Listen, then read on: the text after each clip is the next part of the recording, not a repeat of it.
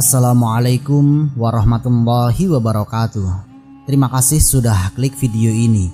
Semoga kita selalu diberikan kesehatan, kelancaran rizki, dan semoga Allah subhanahu wa ta'ala mempermudah segala urusan kita. Amin, amin ya rabbal alamin. Ia pernah duduk di samping Kaisar Bizantium, memegang rahasia negara dan mempengaruhi arah perang. Tapi hatinya goyah, bukan karena pedang, melainkan karena sosok sederhana bernama Umar bin Khattab yang berjalan sambil memikul sandalnya sendiri. Apa yang membuat seorang penasehat kerajaan rela meninggalkan istana untuk memeluk Islam dan memulai hidup baru tanpa nama, tanpa jabatan? Temukan kisah menakjubkan ini, sebuah lembar sejarah yang jarang diungkap.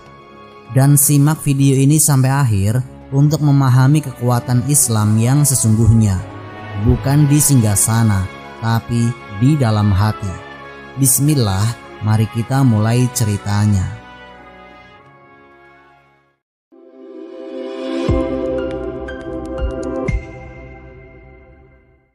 Saat seorang khalifah memegang ember sendiri. Bayangkan sebuah gulungan naskah tua ditemukan di sebuah perpustakaan tersembunyi di Damaskus. Tinta yang mulai memudar menggambarkan sosok tinggi besar, berjenggot, berjalan menembus debu padang pasir, tangannya membawa ember air, bajunya basah kuyup, dan di depannya seekor unta duduk dengan tenang.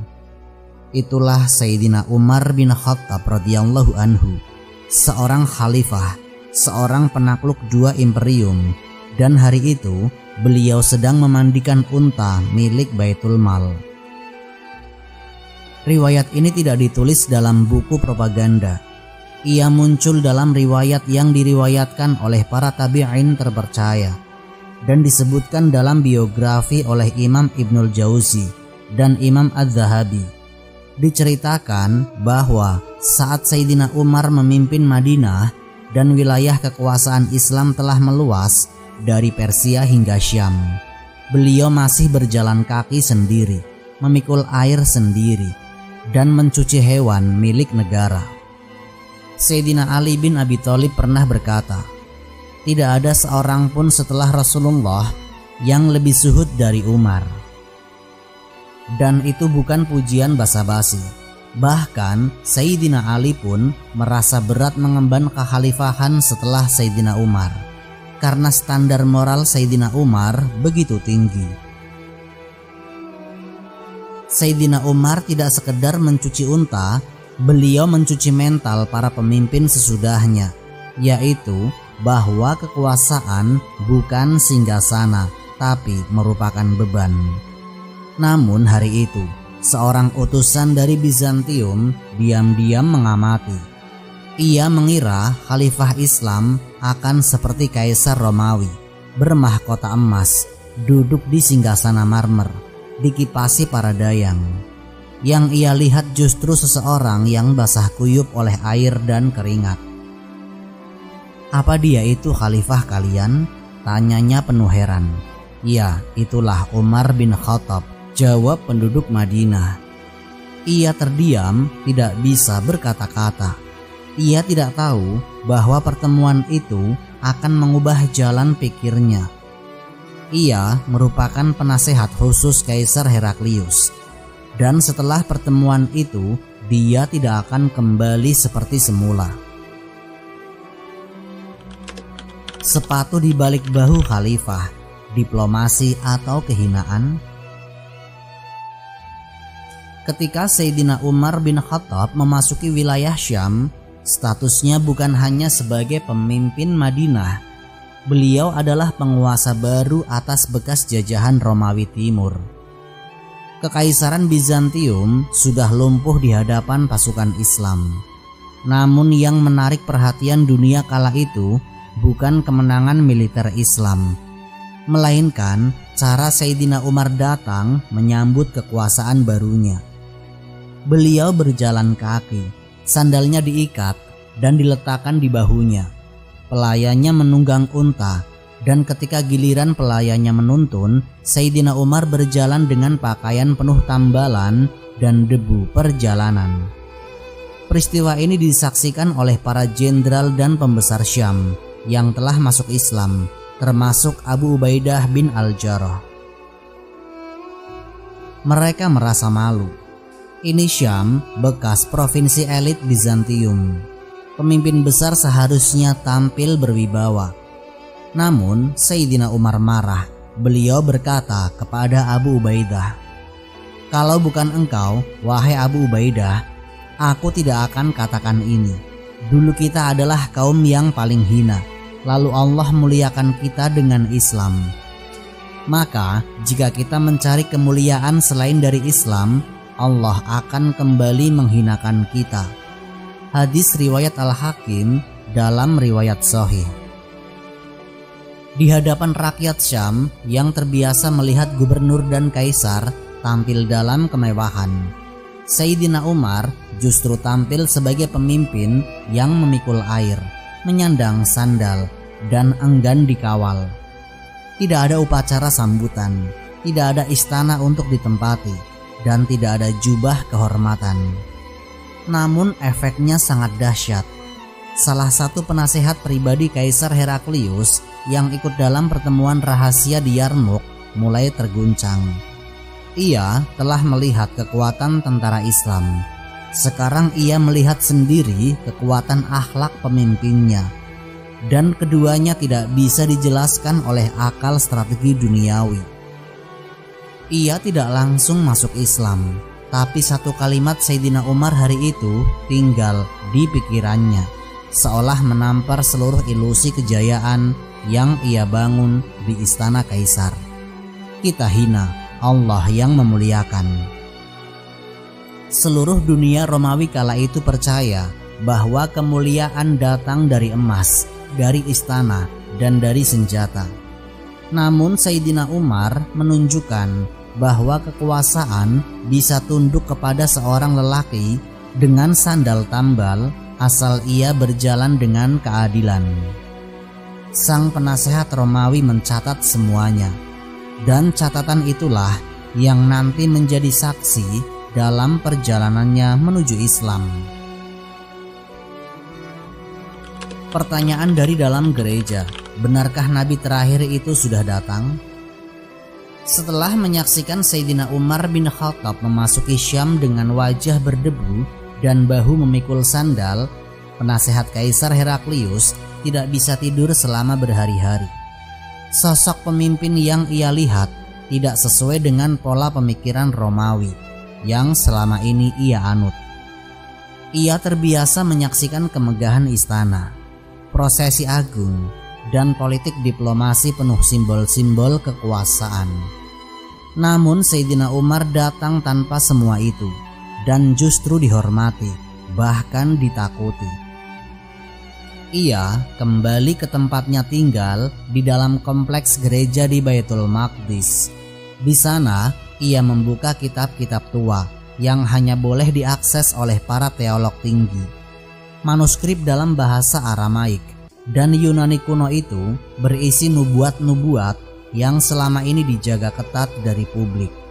Di antara naskah itu ada satu nubuat yang sudah lama ia curigai, yaitu akan datang seorang nabi terakhir, bukan dari Bani Israel, tapi dari keturunan Ismail, dan ia akan muncul dari tanah gersang. Beberapa teks bahkan menyebutkan nama kota, yaitu Mekah. Nama ini membuatnya menggigil. Ia sadar umat baru ini bukan sekedar kekuatan militer. Mereka dipimpin oleh seorang nabi yang telah disebut dalam kitab suci mereka sendiri. Penelusuran ini bukan tanpa resiko. Pihak gereja yang pro kerajaan telah lama mengamankan teks-teks ini, dan siapapun yang membongkarnya bisa dituduh murtad. Tapi penasehat itu terus mencari, karena hati kecilnya tidak lagi bisa menolak kebenaran yang perlahan terbuka. Tidak lama setelah itu, ia diam-diam menemui Ka'ab al-Ahbar, seorang ulama Yahudi yang telah memeluk Islam dan ikut bersama pasukan kaum muslimin ke Syam. Pertemuan itu berlangsung di luar jam pertemuan resmi, jauh dari mata-mata Bizantium. Pertanyaannya hanya satu, apakah Muhammad benar-benar nabi terakhir seperti disebut dalam Taurat dan Injil? Ka'ab tidak menjawab dengan pendapat. Beliau membuka catatan-catatan tua yang beliau simpan, salah satunya dari Taurat dalam bentuk asli, yang sudah lama tidak dibaca oleh orang Yahudi awam. Di situ tertulis, seorang nabi akan aku bangkitkan dari tengah saudara-saudaramu. Aku akan menaruh firmanku di mulutnya. Ulangan 18 disebut juga dalam tafsir Ka'ab sebagai nubuat kepada Bani Israel. Saudara-saudaramu, jelas Ka'ab, berarti keturunan dari Ismail, bukan Ishak. Itu artinya bukan Yahudi, tapi Arab. Jawaban itu menghantam dinding keyakinan lama si penasihat. Ia bukan lagi sekedar penasihat politik. Ia sekarang seorang pencari kebenaran yang tersesat dalam istana. Beberapa malam kemudian, ia menulis surat kepada Sayyidina Umar bin Khattab, bukan sebagai utusan kaisar, tapi sebagai manusia yang ingin bertanya jujur. Ia pun menulis, apakah agama kalian menerima orang seperti saya yang pernah menjadi bagian dari istana kedaliman? Balasan Sayyidina Umar datang dengan singkat, tegas, dan tidak terduga. Islam menghapus seluruh dosa yang terjadi sebelumnya. Jika engkau datang dengan jujur, maka engkau akan dibersihkan Allah. Kalimat itu membakar keputusan yang selama ini ia tunda. Bersyahadat di tenda Umar, sang penasihat meninggalkan tahta kekaisaran. Perjalanan dari Baitul Maqdis ke perkemahan Sayyidina Umar di sekitar Jabiyah tidak terlalu jauh secara jarak. Namun bagi sang penasihat kaisar, langkah-langkah itu terasa seperti menyeberangi samudra keyakinan lama ke pantai keyakinan baru. Ia datang dengan pakaian biasa, tanpa lambang kekaisaran, tanpa pengawal istana, dan tanpa simbol gereja. Ia datang sebagai manusia, bukan sebagai pejabat tinggi Bizantium. Tenda Sayyidina Umar kala itu sederhana. Bahkan banyak pasukan tidak menyangka bahwa di dalamnya tinggal seseorang yang memimpin wilayah dari Mesir hingga Persia. Sang penasehat harus menunggu giliran. Tidak ada jalur cepat bagi bangsawan, tidak ada jalur VIP. Bahkan ia sempat duduk bersama para budak yang tengah menanti keputusan Sayyidina Umar soal pembebasan tanah. Ketika akhirnya ia dipersilahkan masuk, Sayyidina Umar tidak berdiri menyambut. Tidak karena sombong, tapi karena itulah sikap Sayyidina Umar kepada semua tamunya, yaitu tidak dibuat-buat. Pakaian Sayyidina Umar tetap seperti biasa, bergaris tambalan dengan kulit wajah yang menghitam karena panas dan debu Syam. Sang penasehat itu duduk, suasana menjadi hening. Ia membuka pembicaraan. Aku telah melihat pasukan kalian. Aku telah membaca kitab kami. Dan aku telah melihat bagaimana engkau memerintah tanpa singgasana. Aku ingin tahu, adakah jalan bagiku untuk ikut dalam kebenaran ini? Sayyidina Umar memandangnya dalam-dalam, lalu menjawab, bukan sebagai diplomat, tapi sebagai da'i. Katakanlah, asyhadu alla ilaha illallah wa asyhadu anna Muhammadar Rasulullah. Sang penasihat menunduk, suaranya pelan tapi jelas. Asyhadu alla ilaha illallah wa asyhadu anna Muhammadar Rasulullah. Beberapa sahabat yang mendampingi Sayyidina Umar menahan nafas. Ini bukan sekedar orang biasa.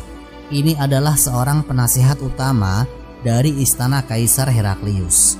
Seorang arsitek politik Bizantium kini menjadi seorang muslim. Sayyidina Umar tidak memeluknya.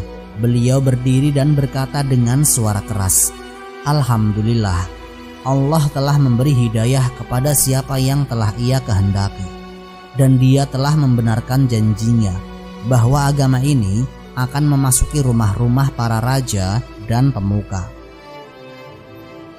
Sayyidina Umar lalu memerintahkan agar sang penasehat diperlakukan seperti kaum muslimin lainnya, bukan dengan keistimewaan tapi dengan keadilan. Beberapa orang merasa aneh, yaitu mengapa seorang tokoh sebesar itu tidak dijadikan duta besar Islam ke Romawi? Jawabannya sederhana, yaitu Sayyidina Umar tidak mencari simbol, ia mencari kejujuran iman. Maka sang penasehat tinggal di Syam sebagai warga muslim biasa. Ia pun mengganti namanya, mulai belajar Al-Quran dan menjauh dari politik kekaisaran. Dalam beberapa catatan disebutkan ia wafat dalam keadaan sebagai penuntut ilmu, bukan sebagai pejabat. Nama aslinya sengaja tidak disebut oleh banyak ulama. Sebagian menyebut karena pertimbangan keamanan keluarganya di Romawi. Sebagian lagi karena prinsip Islam, yaitu bahwa kemuliaan bukan karena jabatan masa lalu, tapi karena takwa saat ini. Hikmah di balik unta dan singgasana Sayyidina Umar dan perjalanan seorang mantan penjaga istana. Perjalanan sang penasehat kaisar dari istana Heraklius menuju Islam bukan hanya kisah perpindahan agama. Ia adalah kisah tentang tumbangnya simbol kekuasaan palsu di hadapan kekuatan iman yang murni. Sayyidina Umar bin Khattab tidak menaklukkan Bizantium dengan pasukan semata. Beliau menaklukkan hati, termasuk yang telah lama tumbuh dalam lorong-lorong istana kedaliman. Setelah bersyahadat, mantan penasehat ini hidup dalam kesederhanaan. Beliau menolak jabatan, menolak kehormatan khusus, dan lebih memilih duduk dalam halakoh-halakoh ilmu bersama kaum muslimin biasa. Bahkan ketika Sayyidina Umar menawarinya peran dalam urusan administrasi pemerintahan di Syam, beliau menolak dengan satu kalimat yang mencerminkan transformasi jiwanya. Aku telah menghabiskan hidupku mengabdi kepada tahta. Biarlah aku menebus sisanya dengan mengabdi kepada Rabb semesta alam. Riwayat ini disampaikan oleh beberapa perawi yang meriwayatkan dari para tabi'in di Syam. Nama asli sang penasehat memang tidak populer dalam kitab-kitab utama seperti Syiar A'lam An-Nubala atau Tarikh Al-Khulafa, karena ia sendiri meminta agar kisahnya tidak diangkat sebagai kemuliaan pribadi, melainkan sebagai pelajaran. Sayyidina Umar bin Khattab di sisi lain tetap menjalani hidup seperti biasa, memikul air, memperbaiki baju tambalannya sendiri, dan kadang-kadang memandikan unta milik Baitul Mal. Para sahabat melihat itu bukan sebagai kelemahan, tapi sebagai standar kepemimpinan. Sebab bagi Sayyidina Umar, tugas pemimpin bukan menaiki tahta, tapi menanggung beban umat. Satu riwayat menyebut Sayyidina Umar pernah menangis saat melihat ada bekas luka di tubuh unta negara karena tidak diperlakukan dengan baik. Beliau langsung mencatatnya dan meminta pertanggungjawaban dari petugas pengembala. Bagi Sayyidina Umar, satu ekor unta pun akan bersaksi di hari kiamat atas kepemimpinan manusia. Pelajaran terbesar dari kisah ini bukan pada nama atau status, tapi pada perubahan, yaitu dari penasehat istana menjadi penuntut ilmu, dari khalifah memandikan unta hingga menaklukkan hati orang yang pernah jadi penjaga kekuasaan duniawi. Wallahu a'lam bishawab. Semoga kisah ini memberikan manfaat dan menjadi pengingat bagi kita semua untuk terus memperbaiki diri serta meningkatkan ketaatan kepada Allah Subhanahu wa Ta'ala. Lebih dan kurangnya mohon dimaafkan. Yang benar datangnya dari Allah Subhanahu wa Ta'ala. Khilaf atau keliru itu datangnya dari diri saya pribadi sebagai manusia biasa. Sampai jumpa di kisah-kisah inspiratif berikutnya. Akhirul kalam, wassalamualaikum warahmatullahi wabarakatuh.